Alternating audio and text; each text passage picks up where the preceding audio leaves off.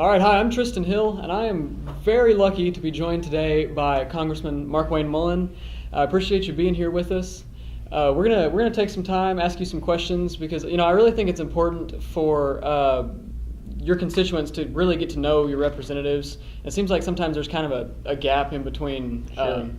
The capital and the people here in town, especially the nation's capital. I mean, there's a huge, this huge distance to cover, obviously, to get to that point. And so, the idea that you're willing to do this is pretty neat. I appreciate it. Well, thank you. First off, I want to start and just ask you some questions about yourself, so that the people can get to know you, and then later on we'll move on into policy a little bit and talk about what's going on Capitol Hill. So first off, our new show is available to the entire school district, from kindergarten to the seniors who are going to be graduating in a couple weeks. So would you mind giving us a rundown a little bit of what you do day to day in Congress? Sure. Well, look, I'm part of the legislative branch. We have the executive branch, which is the president, judicial branch, which is our court system, and then the legislative branch, which is us, which we create laws. The biggest thing that we do day to day is that we look at existing laws that need to be altered to some degree, or we look at a loophole to for some reason that needs to be closed, and create new laws. We try not to do that. We try to roll back more laws than what we're putting out there. There's plenty to go around.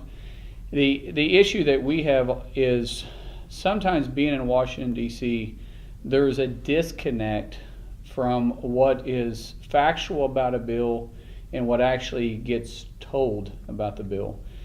And a lot of that has to do with the news cycles, that they only have a short period of time to explain a bill that we may have took a year to get to, but they've got to explain it in a soundbite. Right. And so the confusion that is caused by that, what we encourage everybody to do is listen to news is great. Understand that it's all got some type of spin to it. We try to encourage everybody to read it, because the most important thing about us as legislators, as those that are creating laws, is for people to understand exactly what it is, because fear sometimes is driven by the lack of knowledge. When you're knowledgeable on the issue, then you typically don't have as much fear about it. Right. So where can you read specifically about bills other than just what you're in the news? So at our website, mullin.house.gov, you can go to our website, that's mullin.house.gov, and you sign up for what we call an e-newsletter. And at the end of every week, we blast out the e-newsletter and we put a link to each bill. So not only will we show what it is, but how we voted, and then you can take an opportunity to read it. Now, the problem with reading a bill is it doesn't read like a book. Keep in mind, a lot of times we're amending an existing bill. Right. So it might say strike section 102.4 and replace it with this. Well, you don't know what we're replacing it with unless you can refer back to that. So we'll also give you the referral pages you need to go to. It can be difficult, but it's my job and it's what we do. We just want people that's going to be passionate about politics to actually be informed. The worst thing about politics is so many times we're reactive to a situation, and that's not the way our government should work. Right. So back to you and your personal life a little bit. You have been a businessman almost all of your life. Sure. With Mullin Plumbing. So what was your transition from business to politics like? Difficult. Look, I grew up, I graduated from Stillwell. We played you guys in football all the time. And in fact, a very good friend of mine, I believe, is going to be coming on as a coach here. It's Zoe Whiteley's, and I don't know if you know who that is or not, but it's Zoe Whiteley's father. Him and I grew up together our entire life. Okay. We both went to Westville. We both graduated from Stillwell. And then I found myself in business. And we were fortunate enough. The Lord blessed me tremendously. I didn't give my heart to the Lord until I was 20 years old, and it completely changed my life when I started serving Him and not serving myself. And in return, the Lord blessed me with, good businesses that employ a couple hundred people plus. And politics was never anything I wanted to do. And I will tell you the biggest lesson I had to learn when I got into politics, because I never ran for student council, I was never ran for class president or anything like that. The biggest thing I had to learn how to do is breathe, because government moves slow, and it's designed to move slow. In business, I'd wake up every day with a list of things to do, and I went to bed when those things were done. In government, you have a lot of great ideas, and those ideas may be wonderful, but if the timing's not right for that policy to be pushed, it will just set. And so I tell everybody, my biggest lesson was taking a deep breath, slow down, live to fight another day. So you say that politics was never something you really considered. Ever. Ever. I was the last person in the world. In fact, if you ever get an opportunity to visit with somebody about me, just when Coach Whiteley gets here, visit with him. He'll tell you I'm the biggest shock of anybody that you would ever think would run for office. So with that being the case, was there a particular event or something that inspired you to run for Congress? Sure. I'm not a Monday morning quarterback. I'm not going to tell you how to do your job. I'm not going to tell a coach how to do a job. I'm not the guy that's up in the stands saying, "What are you thinking?" Unless I'm willing to do it myself, or I've been able to do it better than what is being done. And politics was something that was there. I didn't really pay a lot of attention to it. But in 2011, it became evident that that was my biggest prohibitor from growth inside my company. Okay. You were getting punished every time you hit a certain level of employees. Mm-hmm. And when I griped about it the first time, I remember my wife and I will be married 21 years this June. I remember her looking at me going, "What?" And shortly after that, we were running for office. And the first political event I ever went to in my life is the one I stood up and said I was running for Congress. Wow. And I didn't have one of these fancy jackets. I didn't own one. I never owned a tie. I'd never needed one. My wife is who I took to prom, and I was wearing a pair of black Wranglers, and I wore that same pair of black Wranglers when we got married. And so why would I need a tie? And so it was definitely a different world for me. But it's such an honor. I wake up every single morning, and I say, love the people, love the call. Look, I make mistakes. I'm just like anybody else. I'm human. I open my mouth sometimes before my brain engages. And the best thing about it is that you can learn from your mistakes and just keep going on. Too often we sit there and dwell and wallow in our mistakes. Honestly, mistakes is an opportunity to learn and gain wisdom. And politics definitely exposes those. Yeah. It's great that you're being a voice for other, small business owners that otherwise wouldn't have the chance to get fair representation. And not every business owner. I was in a place in my life, fortunately, because I have such a good team that works for me inside our companies, that I was fortunate enough to be able to hire a good CEO to run the companies, and allowed me to go serve the great state of Oklahoma. And I'm blessed to be able to do that. Now I miss my kids like crazy, because I got 5 beautiful kids that range from 14 to 7. But at the same time, everything we do is about your all's future. Right. And if anybody thinks that's not accurate, well, you need to come up there and meet the people that I serve with. Is there some bad actors? Sure, there's some bad actors in every place you go. But the majority of people, we do it for our kids. And we've had a great opportunity. This country's provided a great opportunity for me. I want it to even provide a greater opportunity for you. So overall, just in general, what would you say are the most important values that you represent at the Capitol? Oklahoma values. We all make decisions based on 2 things. The way we're raised and our life experiences. The way I was raised, even though it wasn't too far from here, is drastically different than the way maybe you were raised. I was raised out on a ranch. I was raised, working very hard every day and every night. My dad and my mom instilled different disciplines in me than they did someone else. And our life experiences. My life experiences are drastically different than someone else's. And so when I go there, a colleague of mine who's, let's just say this, a very good friend of mine is Joe Kennedy.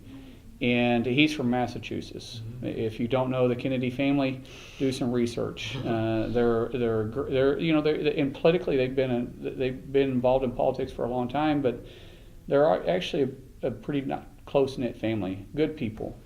I didn't know who Joe was when I first got up there. I knew who the Kennedys were, but I didn't know who Joe was. Joe and I are good friends, and we were raised totally different. He's from Massachusetts. I've never even been there before. He was raised in a different atmosphere than I was. But I don't doubt the fact that he loves the country as much as I do. We make different political decisions, but he represents Massachusetts. I represent Oklahoma values. You know, in Oklahoma, the majority of the town is dead on Sundays because we're all in church. We still wave at people when they go by. When we meet them and you have a problem, we'll say, "Hey, we'll pray for you," and we mean it. We have a certain way that we greet people. I call it the Oklahoma standard. If someone's needing help, we're going to help.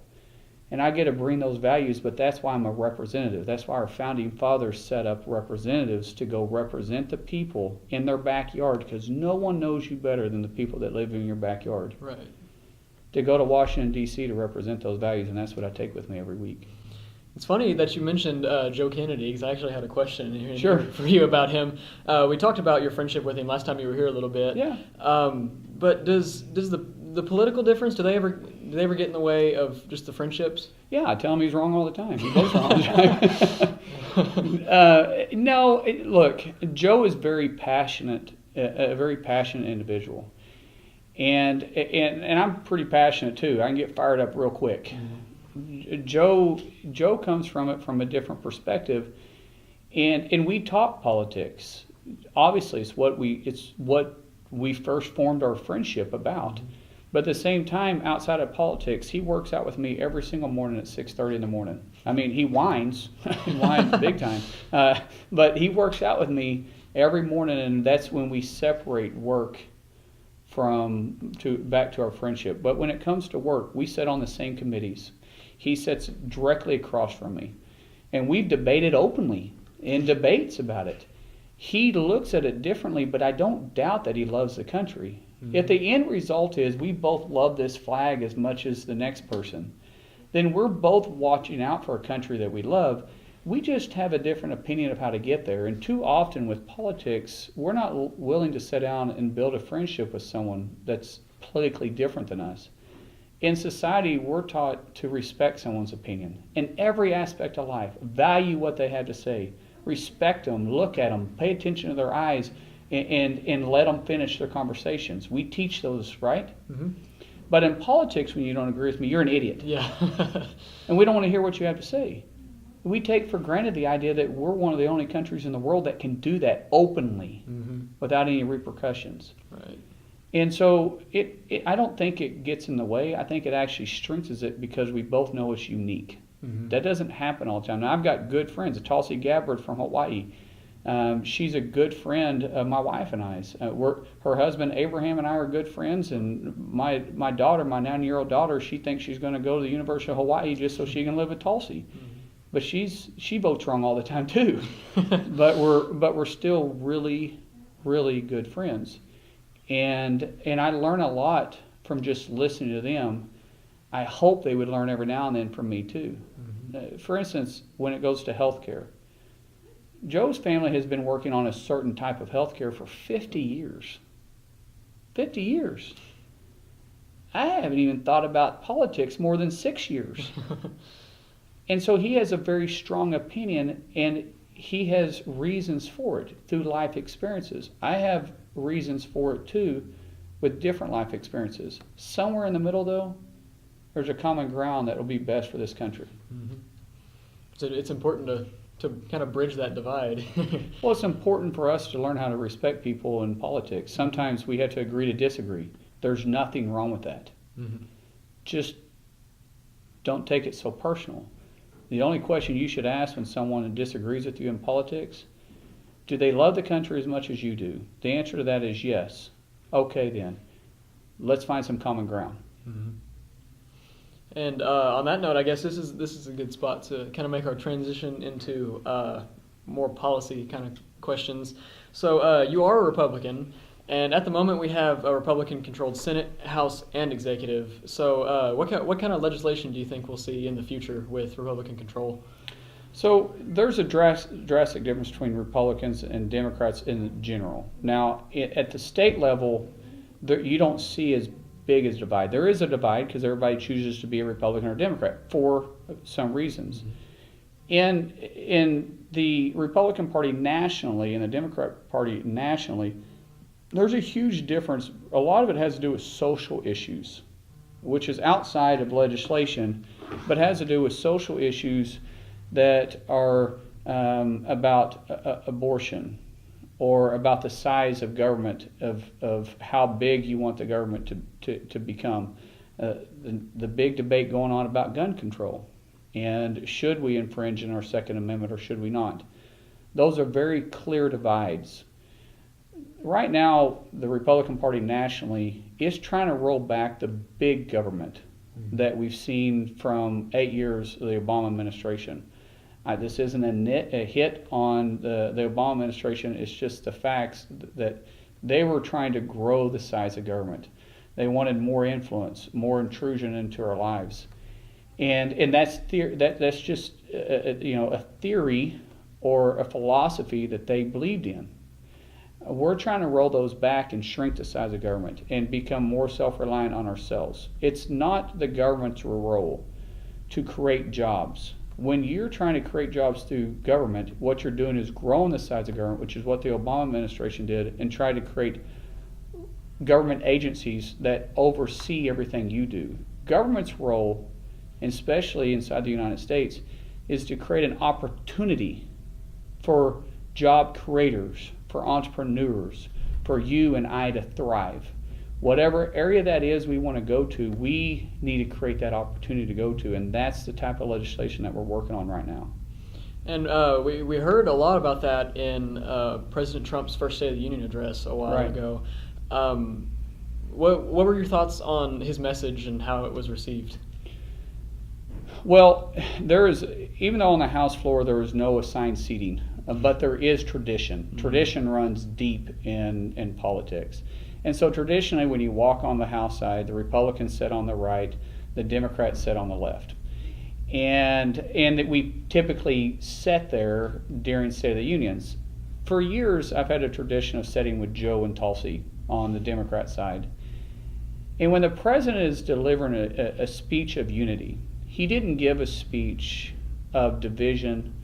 In fact, there was multiple times during the State of the Union that he was reaching out to the opposite side, wanting them to work with him. Obviously, there's some differences, political opinion. There's some differences in some of his philosophy. But when you're talking about uniting the country, when you're talking about together we can do more, as a divided country we can't. We only fight among ourselves when we need to be looking at making this country as great as possible. And you have one side that refuses to even stand up for sometimes even a wounded veteran. You're judging a guy just because, why? Because politically you disagree with him? But when he's given a speech of unity, you should applaud someone that's trying to bring the country together. You can disagree with the guy, but you got to respect the office to some degree. And that respect has been lost. I, for one, liked his speech. I don't agree with everything that he said. Right. But that's the wonderful world that we live in. My wife doesn't agree with everything that I say. Believe it or not, we might have a disagreement or two. You know what I'm talking about. Sure. But at the end of the day, his message was spot on. It's about bringing us back together as a nation and making it as great as possible. He's doing it for us, and for the kids and for the generations coming behind us. If we can't agree on that, then what can we agree on? So I liked his message. I can tell you there was multiple times I was the only one standing up on my side, though. And when that happens, you have a tendency to have a lot of people look at you and give you a dirty look. But I wasn't standing up just because he's the President of the United States, which I do respect him tremendously for. But I was standing up because I enjoyed his message. I enjoyed what he was saying. For too long, we have been fighting among each other, and he's saying, let's heal it. Let's go together. Right. What we tend to hear on television, the reports after the speech, can be a lot different than Sure. the speech itself, what you hear when you're on the floor of the House. Right. So, do you think the polarity and the rhetoric in media has gotten worse since Trump took office? Absolutely, I have. 80% plus of all the news you hear now is negative. Mm-hmm. It's negative towards him. Look, if it bleeds, it leads. Have you heard that saying before? It's true. Mm-hmm. Controversy, because they know that the fastest way to fill an audience is to create some type of tension. Mm-hmm. As I said before, we're really good about being reactive. We're not really good about being proactive when it comes to politics. Right. So I don't care if you're listening to Fox News or you're listening to CNN or MSNBC or ABC, CBS, or NBC. After the State of the Union, you could flip to all of them and they'd all be giving you a completely different spin mm-hmm. on what they heard. Right. Because we're really good about taking things out of context mm-hmm. and not listening to the beginning and the end. Everybody's really good about taking about one sentence, and it's happened to me more times than I can even count.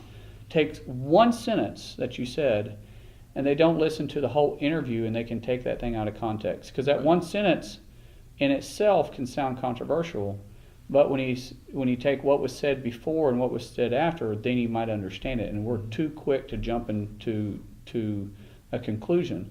Look, social media is great, but social media has also brought down our attention span. Mm-hmm. Now, the American people's attention span now is less than 10 seconds. When I first got into business, my commercials were 60 seconds long. You watch a 60-second commercial now, and you're like, "Oh my God, info commercial!" Right. Or you're saying to yourself, "Who watches commercials?" Then we went to 30 seconds. Then we went to 10 seconds, and now we call them bookends, and they're less than 10 seconds. Mm-hmm. Why do you do it in bookends? Because that's how much time you got to give it out. Or you got to give the story to whatever you're trying to sell. The news cycle is no different. So they can't tell. They don't have time to tell you the whole story. So they give you a little bit, and then you draw a conclusion off of something that may have been an hour long off of a 10-second soundbite. Right. Yeah, I noticed that actually when we started planning this interview in like January, I believe. Right. And I was trying to keep up with the current during events. the Maverick Conference tournament, whenever the Maverick Conference wrestling tournament, because it was held here and my boys wrestling in it. Right. Yeah. And I started thinking of questions I wanted to ask you and stuff. I wanted to keep it with current events, and I had to change my angle so many times because the news had cycled so fast. It's a 24-hour news cycle. Yeah, absolutely. Yeah, exactly. So another controversy that has been in the news recently, since January at least, was the $1.3 trillion Omnibus spending bill that passed a few months ago. What's your take on that? Well, I believe in funding the government. I believe in moving forward. But at the same time, you've got to be responsible to some degree. The issue that I had with that bill, and look, I'm a deputy whip. It's my job to go out and find people, how they're going to vote, answer their questions. I've got to know that if I'm a deputy whip and I'm going to come to you and I'm going to ask, because that's my job, and I'm going to ask you, Mr. Hill, how are you going to vote on this? And you tell me no, and I ask you why. And you say because X, Y, and Z. I've got to know that bill to be able to say, yes, that's accurate, or it's not, because members of Congress are just as guilty of jumping to conclusions as anybody else. Right. And with the $1.3 trillion spending package, the Omnibus Bill that was passed, I didn't have time to go through it.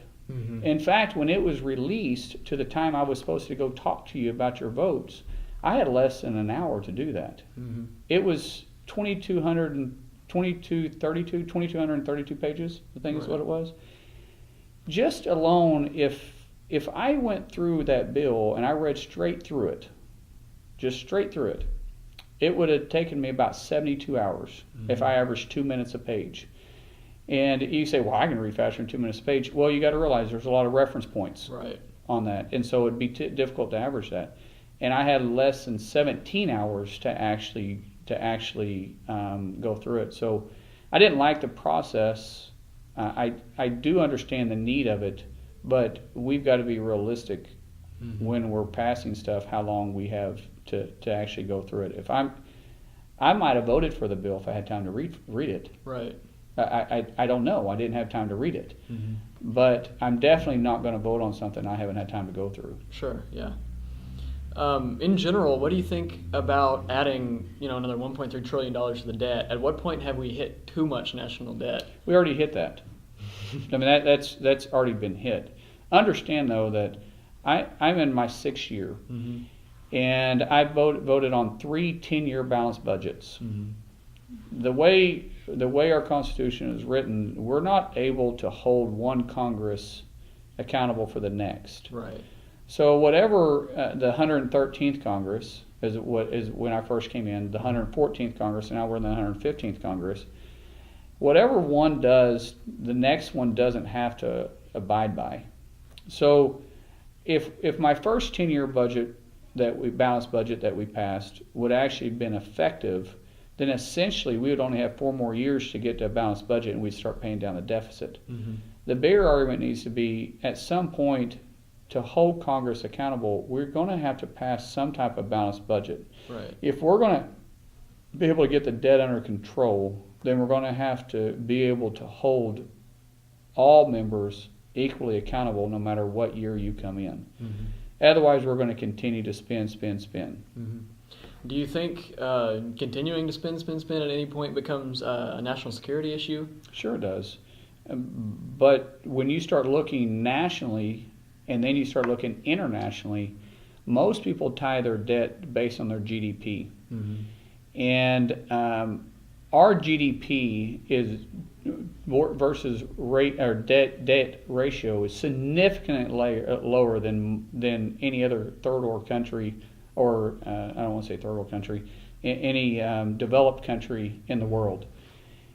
So if you look at it from the world stage, we're still in really, really good shape. Mm-hmm. But when you start looking at it from a responsibility perspective, because typically Americans as a whole, we are extremely responsible when it comes to debt. That's why we have such a low debt ratio versus GDP considering the rest of the world. We're okay. However, at some point, it's going to get to that point. And as I said before, we're very good at reacting to things. We're not really good at being proactive.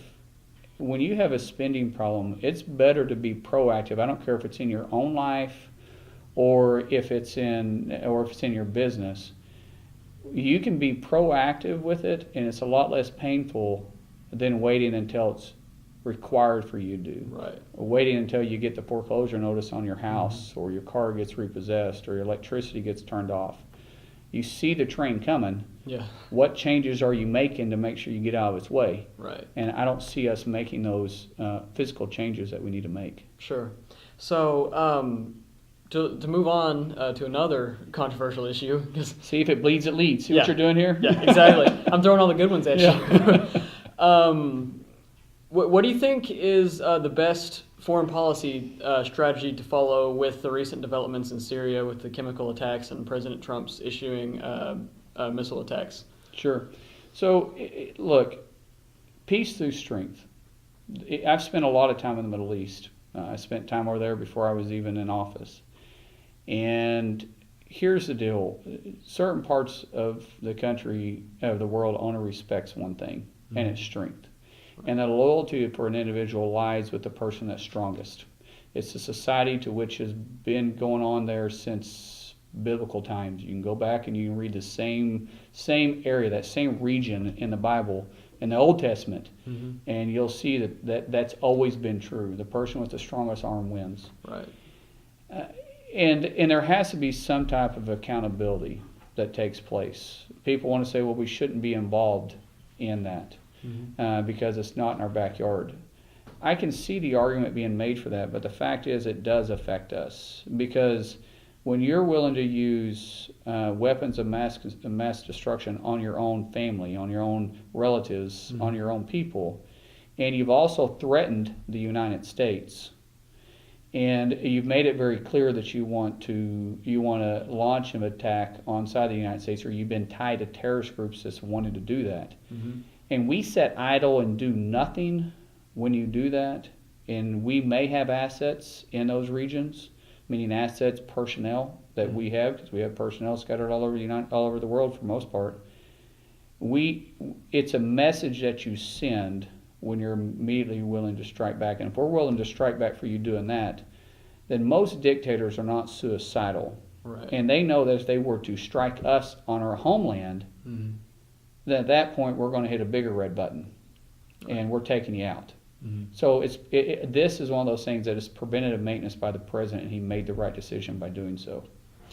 So the founding fathers were very vocal in advocating against getting involved in foreign entanglements, but it sounds like you don't consider this to really be a foreign entanglement per se.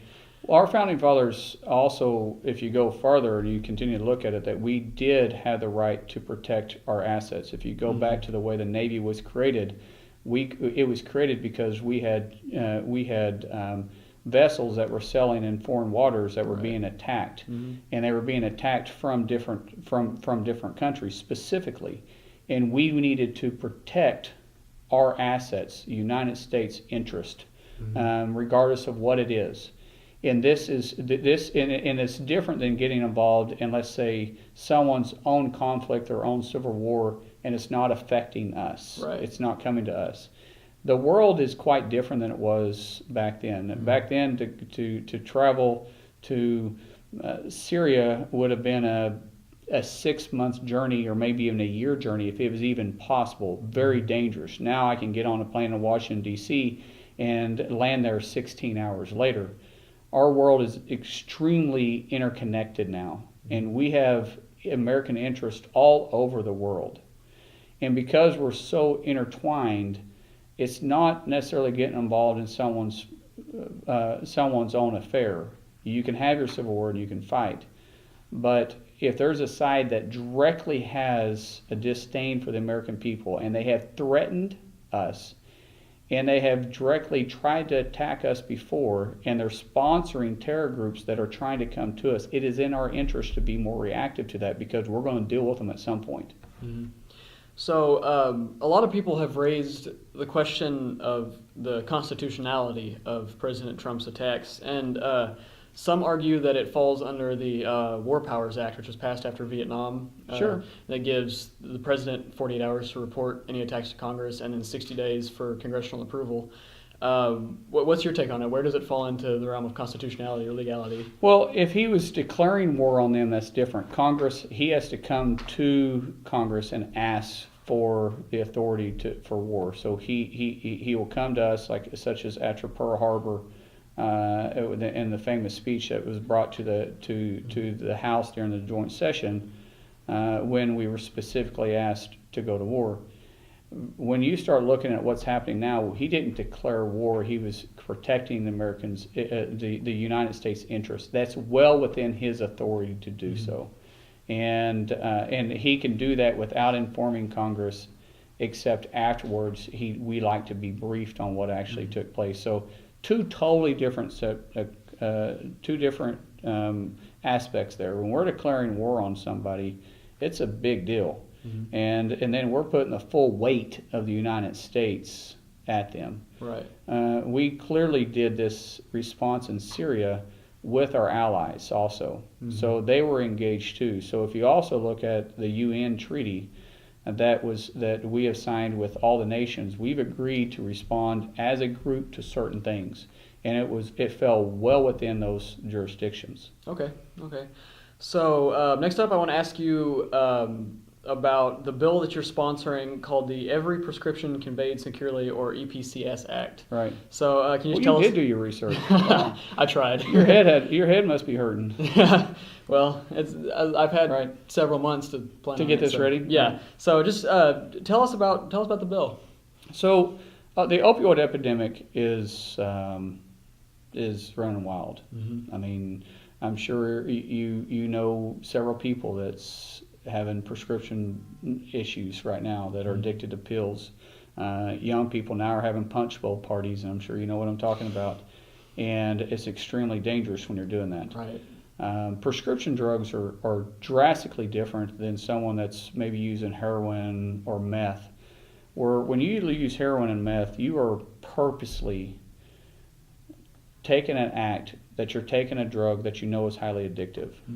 Whereas pain pills, people can get accidentally addicted to those and not even know it. Right. Because we have been taught that you take your prescriptions as a doctor prescribes to them, and you take all your prescriptions. Have you heard that before? Yeah. Well, pain medicine is some degree the same.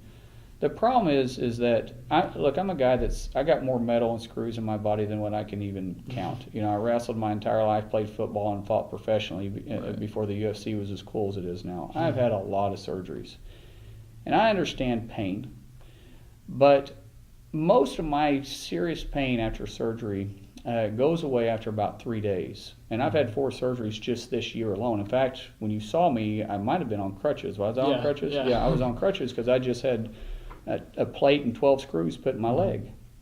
And when they prescribe this stuff to you and you take it, and say they give you a 30-day prescription of it, at the end of 30 days, and you go back to the doctor and they ask you how you feel and you're hurt, and you say, I'm still hurting, what you're experiencing at that time is actually withdrawal. And you don't know that because you're not an addict. You don't know that it's a withdrawal. You just know that you're still hurting, but you're hurting from a withdrawal from the medicine itself. Right. Because in the journal records and throughout the medical industries, you'll find out that most of them say that the serious pain goes away after 3 days, but after 7 to 10 days, you become dependent on a heavy narcotic that you're taking for your pain. Okay. So that every prescription bill, what it does is through those that are on Medicare, it is prescribed electronically. And the reason why it's described electronically is because the pharmacist and the doctor then gets to look at what the patient is doing and be able to find out, oh, hold on a second, this patient has an issue. They're accidentally addicted to something, and it allows them to be more proactive on getting this person back to being a productive individual, getting them off maybe the high narcotics, the class 1s, and getting them on something that may be a strong Tylenol, where we're treating the pain, but we're weaning them off of the addictive pain medicine that's out there. Right. So where's the bill at right now? Is it left committee or? So we've had one markup on it. Got a fly flying around here.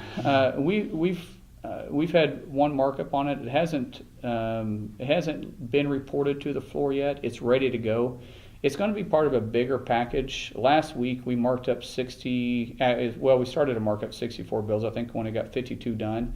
Out of those, I actually had 4 other bills in there that specifically talked about the opioid epidemic too, because in District 2 of Oklahoma, it's unproportionately running rampant because of the Native American population. Native American population is the most heavily ethnic group that's being polarized by the opioid epidemic. So out of the 4 bills that we had, this was one of them, and we're going to bring it to the floor as a whole package. Okay. So we think it's probably going to be there sometime in June, maybe July. Great. So before we wrap up, I want to talk about, you graduated from OSU IT in Okmulgee, and it's a great school for vocational and other kind of just instruction, as opposed to like a traditional, 4-year or university, right? University, right. So what would your advice be to students who feel like they're being pushed onto a college track but may want to do something different? Look, college isn't for everybody, and if you don't know exactly why you're going to college, I will even hesitate to say, hold on a second, don't go, because you're going to get a lot of student debt. Right. You need to be focused. In fact, I tell people, by the time you're a freshman, you need to know about where you're headed. Now, that doesn't mean you can't change your mind, but you need to know why you're doing certain things. And if you're going to go spend a lot of money at college, know why you're there. You can change your idea or your degree once you get there and you learn more about it, but it keeps you moving, and you're just not going to walk away. And if you don't know if college is for you, there's nothing wrong with getting a really good trade. I obviously have several trade businesses. I have plumbing and HVAC, electrical. I have a carpentry company and an environmental company and a whole bunch of different companies. And let's just use my plumbing technicians. They come after a 3-year apprenticeship program, or once they graduate from, say, a trade school and they have their journeyman license. My average guy makes $64,000 a year. And some of my top earners are making well over $100,000 a year. That's a respectable living around here. There's a lot of degrees you'll get in college that can't even kind of pay that. Right. And then you have your electrical techs and your HVAC techs that's making about that same amount too. Mm-hmm. And so it's a respectable living, it's a good living, and it may be for you, Whereas going to college, you're just going because you feel like that's where everybody's going. Mm-hmm. Well, keep in mind, I was in business at the age of 20 mm-hmm. with a plumbing company, Right. and that can be a path for someone else too. Mm-hmm.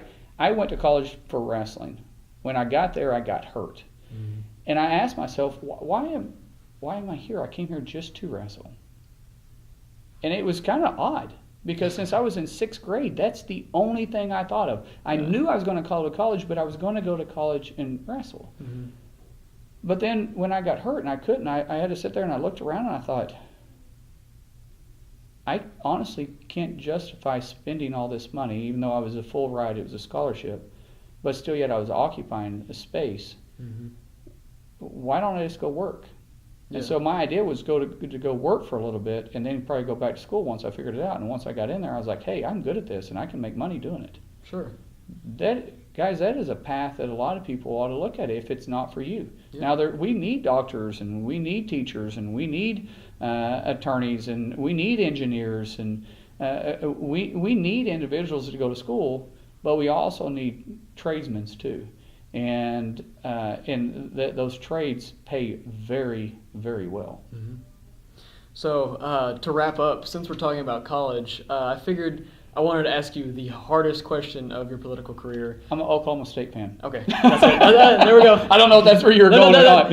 Exactly. Oh, you were Go OSU. Pokes. That was the question. All right, go now, Pokes. now, if Oklahoma is playing Texas, I'm not an Right. Oklahoma State fan that's wanting Texas to beat Oklahoma. Yeah. I am absolutely not that guy. Yeah. If Oklahoma is playing anybody but Oklahoma State, I'm rooting for OU. You know, I kept up with Baker Mayfield as he was going through the draft. I was extremely excited to see that he was picked number 1 by Cleveland. Mm-hmm. I mean, what a success story! Walk on at Tulsa or at Texas Tech, walk on at OU, Heisman Trophy winner, and then the first round NFL pick. Wow! I mean, what a success story! So I'm not totally anti-OU, but if they're Right. playing OSU, I can promise you I've got orange on. Yeah, I'm impressed that you answered that immediately. Cause Yeah, well, I felt I knew where that was going. Oh yeah. You're probably. Plus, I'm a huge wrestling fan, man. I mean, OSU wrestling. Yeah. I would have probably went to Oklahoma State wrestling if I would have Yeah. got hurt my senior year. And in fact, Coach Smith, who is a coach at Oklahoma State, will tell you that that's where he expected me to end up, and who knows, I may have. Yeah. But you know, Oklahoma State's cut above when it goes to wrestling. And Sure, I got yeah. 5 kids, all my kids wrestle, even my little girls wrestle. Mm-hmm. So. Yeah, well, half of your constituents may not be too happy to hear that, but that's okay. Go Pokes. Well, as long as 51% still like me, I'm okay. There you go. All right, this has been Tristan Hill here with Congressman Markwayne Mullin. Thank you guys for watching. Thank you, sir. Thank Appreciate you. it.